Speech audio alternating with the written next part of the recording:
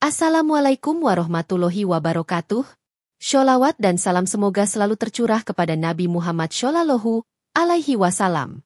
Pernahkah kalian membayangkan sebuah negeri yang begitu sombong, penuh kezaliman, dan angkuh terhadap hukum Allah, tiba-tiba diluluhlantakkan hanya dalam satu malam? Dengarkan kisah ini sampai akhir, karena kalian akan menyaksikan betapa tidak ada satupun kekuatan di bumi ini yang bisa menantang murka Allah. Jangan lupa untuk subscribe channel ini, agar kalian selalu bersama kami dalam kisah-kisah nyata penuh hikmah dan peringatan. Langit di atas Yerusalem pagi itu tampak cerah.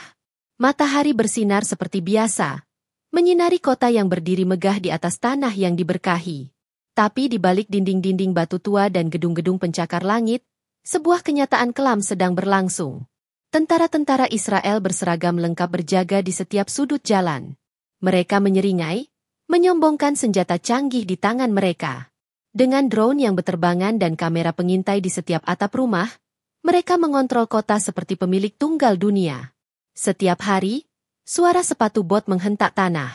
Setiap malam, pintu-pintu rumah warga Palestina didobrak tanpa ampun. Anak-anak kecil dipukul, perempuan dijambak, dan para lelaki muda diseret ke dalam truk militer. Mereka dituduh tanpa bukti, ditahan tanpa pengadilan, dan disiksa tanpa belas kasihan. Di sebuah rumah sederhana di Han Yunis, seorang ibu tua menangis melihat cucunya yang berumur 7 tahun baru saja pulang dengan wajah lebam. Kenapa mereka begitu kejam? Ya Rob, lirihnya dalam tangis. Tapi tidak ada jawaban dari langit. Belum. Sementara itu, di sisi lain kota, seorang jurnalis rahasia dari Eropa menyamar sebagai pekerja sosial. Kamera kecil tersembunyi di balik kancing bajunya.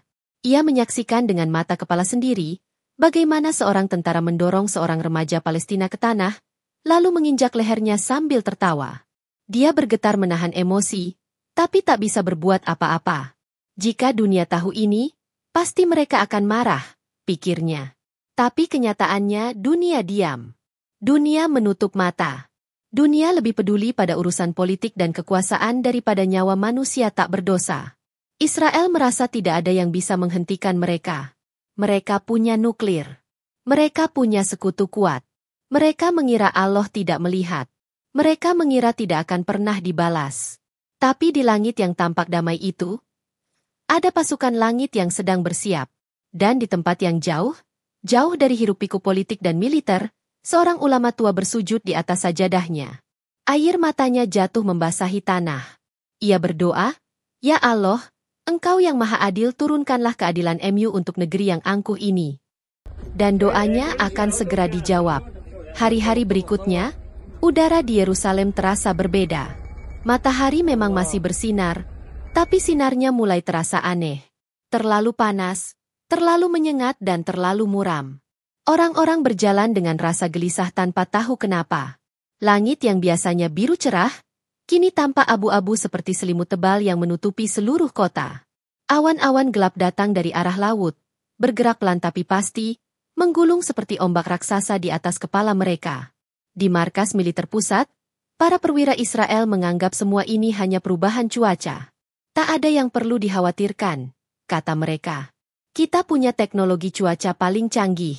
Ini hanya badai biasa. Namun, di Gaza seorang ulama tua bermimpi. Dalam tidurnya yang gelisah, ia melihat kota Yerusalem dari atas. Langitnya merah menyala, dan dari balik awan, keluar semburan api yang menjilat-jilat bangunan, membakar pohon, menelan manusia. Jeritan menggema di udara, dan suara itu, suara yang berat, mengguncang langit, berkata, "Ini adalah balasan atas kezaliman." Ulama itu terbangun dengan tubuh gemetar, wajahnya basah oleh keringat dingin. Ia segera bangkit dari tikarnya, memanggil warga kampung untuk berkumpul di masjid kecil. Dengan suara parau, ia berkata, "Wahai saudara-saudaraku, aku telah diberi peringatan. Langit akan menghitam. Kota itu akan terbakar. Bersiaplah, bertaubatlah, dan berlindunglah kepada Allah." Sebagian menangis. Sebagian tak percaya. Tapi kabar tentang mimpi itu menyebar cepat, menembus tembok-tembok pemisah, masuk ke perkampungan Palestina yang miskin, hingga akhirnya terdengar juga di telinga tentara-tentara Israel. Di kantor pemerintah, berita itu dijadikan bahan tertawaan. Lihat, orang-orang Arab mulai panik lagi. Mimpi dijadikan nubuat. Hahaha. Seru salah satu jenderal sambil menyalakan cerutunya. Namun mereka tak sadar bahwa langit di luar jendela kini tidak hanya gelap, tapi mulai berwarna merah pekat. Dan angin yang berhembus bukan angin biasa, tapi membawa panas yang menusuk tulang. Seekor burung besar tiba-tiba jatuh dari langit. Tubuhnya hangus seperti disambar petir. Tak jauh dari situ, seekor unta mengamuk dan melarikan diri tanpa arah. Binatang-binatang seperti merasa sesuatu yang mengerikan sedang mendekat. Sementara itu, di lorong sempit antara rumah-rumah reot Gaza, seorang anak kecil menggambar dengan kapur putih di tanah. Gambarnya sederhana. Langit, api, dan kota yang hancur. Ibunya bertanya, "Nak, kenapa gambar seperti ini?" Anak itu menjawab tanpa menoleh, "Karena malaikat sudah turun, Ibu. Mereka bawa api." Dan hari pun berlalu dengan sunyi yang menakutkan. Malam mulai merambat dan langit yang gelap kini terlihat seperti lautan bara yang siap meledak kapan saja. Malam turun pelan-pelan di atas kota Yerusalem. Tapi malam itu bukan malam biasa. Tidak ada suara angin. Tidak ada suara burung. Hanya hening yang begitu pekat. Seperti bumi sedang menahan napas menunggu sesuatu yang besar akan datang. Lampu-lampu kota tetap menyala.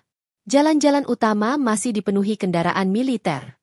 Klub malam tetap berisik dengan dentuman musik, dan orang-orang tertawa dengan gelas-gelas di tangan mereka. Mereka tak sadar itu adalah malam terakhir bagi semuanya.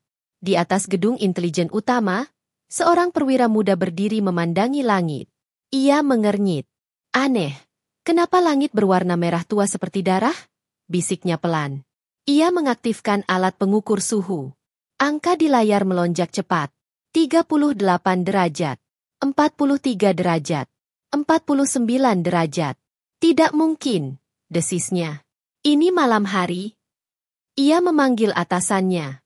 Laporan disusun. Tapi tak ada yang peduli. "Perubahan iklim," kata mereka. "Besok juga normal lagi." Namun, tidak ada yang normal malam itu. Seekor kucing hitam melolong panjang di tengah jalan. Ayam-ayam yang biasa tidur tenang di kandang, kini mengais tanah dan berlari ketakutan. Tanpa sebab, tanpa suara. Tapi mereka merasa, kematian sudah sangat dekat. Sementara itu, di dalam ruangan bawah tanah sebuah rumah tua di Gaza, sang ulama bersujud. Air matanya tak berhenti mengalir. Ia membaca Al-Quran dengan suara gemetar, suaranya menyayat setiap dinding. Di sekitarnya, warga kampung ikut menangis, memohon perlindungan kepada Allah, bersyahadat dan bertaubat. "Ya Rob, kami bukan siapa-siapa. Tapi kami tahu, malam ini bukan malam biasa." Di markas rahasia Amerika yang berlokasi di luar kota, sinyal satelit mulai kacau.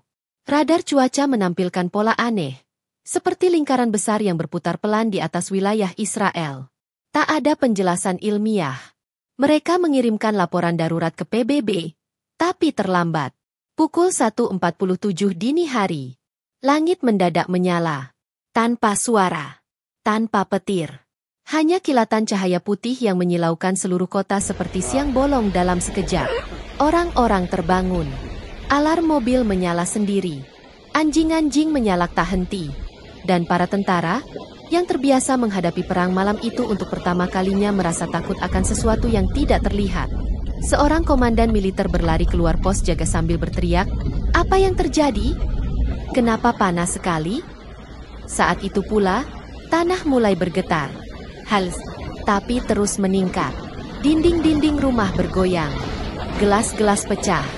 Jendela-jendela retak. Suara seperti bisikan angin, tapi bukan angin biasa. Seolah-olah langit sedang berkata, "Sekarang waktunya." Di puncak menara sinagog tertinggi di Yerusalem, jam besar menunjukkan pukul 23.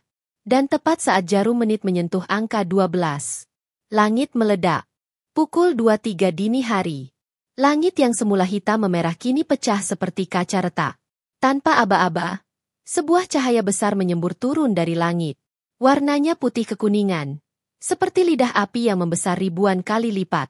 Seketika, ledakan dahsyat mengguncang bumi. Boom! Seluruh kota Yerusalem bergetar hebat. Gedung-gedung tinggi bergoyang, lalu runtuh seperti pasir dihantam badai. Mobil-mobil meledak satu persatu. Kaca jendela pecah menjadi peluru kecil yang menyambar wajah-wajah panik. Suara sirene bercampur dengan jeritan, tangis, dan takbir dari mulut orang-orang yang sadar bahwa kematian sedang turun dari langit. Asap hitam membumbung tinggi. Tapi bukan asap biasa. Ini asap panas yang menyala, membawa percikan api kemana-mana. Api itu menyebar seperti makhluk hidup. Merambat cepat di atap-atap rumah. Menjilat pepohonan. Membakar manusia yang berlari tak tentu arah. Di tengah kekacauan itu, seorang jenderal Israel tersungkur di lantai markasnya. Separuh wajahnya luka terbakar, seragamnya koyak, dan matanya membelalak ke arah langit. Apa ini? Senjata nuklir? Astaga, bukan. Ini bukan buatan manusia, teriaknya gemetar. Di pinggiran kota, seorang ibu berusaha menyelamatkan anak-anaknya. Tapi jalanan telah terbelah. Tanah terbuka membentuk celah besar seperti mulut raksasa yang lapar. Rumah-rumah runtuh ke dalamnya. Api menyambar dari retakan tanah. Asap menyesakkan napas. Bau daging terbakar menyatu dengan debu dan darah. Kota suci yang dulu berdiri megah, kini menjadi lautan api. Sementara itu, di Gaza langit tampak terang oleh cahaya ledakan dari kejauhan. Namun tak satupun api menjilat wilayah mereka. Warga-warga Palestina menyaksikan dari jauh dengan mata berkaca-kaca. Mereka melihat kota yang dulu menindas mereka, kini tenggelam dalam kobaran murka yang tak dapat dibendung. Sang ulama berdiri di depan masjid kecil. Dengan suara lirih ia berkata, Allah tidak tidur. Allah tidak lalai. Inilah keadilannya yang turun. Ketika dunia memilih untuk diam. Di tempat lain, alat-alat komunikasi lumpuh. Satelit-satelit di orbit mati mendadak. Pusat pengawasan militer di luar negeri kehilangan sinyal. Para pemimpin dunia kebingungan, tak bisa menjelaskan peristiwa ini. Tak ada rudal, tak ada bom, tak ada negara yang menyerang. Ini bukan perang. Ini azab. Dan negeri yang selama ini merasa paling kuat di dunia kini terbakar, merintih, dan lenyap perlahan dalam satu malam. Waktu menunjukkan pukul 3.19 dini hari. Api masih menyala tanpa ampun. Langit di atas Israel berubah menjadi tungku raksasa. Awan menghitam tebal. Tapi bukan karena hujan melainkan karena asap kebakaran yang menguap dari ratusan titik ledakan. Kota itu, yang dulunya penuh cahaya, kini hanya memantulkan warna merah api dan hitam arang. Gedung-gedung pencakar langit sudah runtuh. Jalan-jalan utama berubah menjadi parit panas. Sungai kecil yang dulu mengalir tenang, kini mendidih dan memuntahkan uap ke langit. Tidak ada tempat berlindung.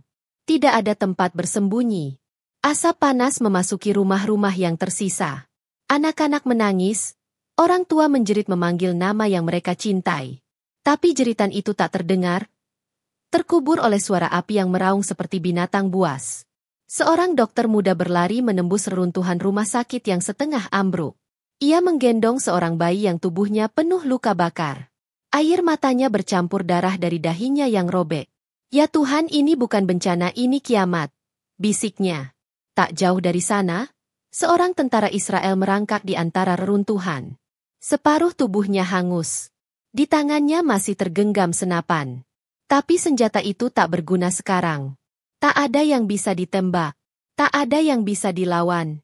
Musuh mereka kali ini adalah langit. Tiba-tiba, langit kembali menggelegar. Petir merah menyambar tiang listrik, menimbulkan ledakan besar. Api kembali menyembur ke udara, lalu jatuh seperti hujan api.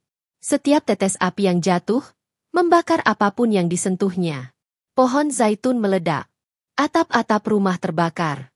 Tubuh manusia yang basah oleh keringat justru terbakar lebih cepat. Orang-orang berlarian, tapi kemanapun mereka pergi, api selalu lebih dulu sampai. Dan di tengah semua itu, suara yang dalam dan berat kembali menggema, tapi tak semua orang mendengarnya. Hanya mereka yang hatinya masih mengingat Allah bisa menangkapnya.